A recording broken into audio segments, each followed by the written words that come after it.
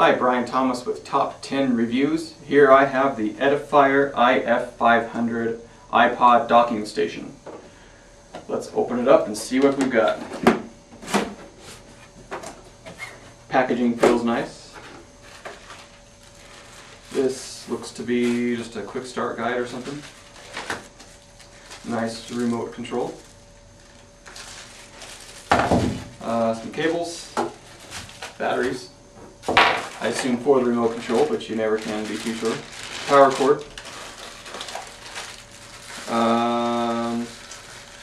Looks like different dock adapters. Another part of the power cord. Styrofoam chunk. Alright, and here we are.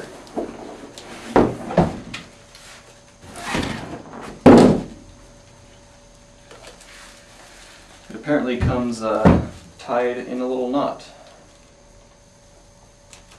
Go ahead and get that undone.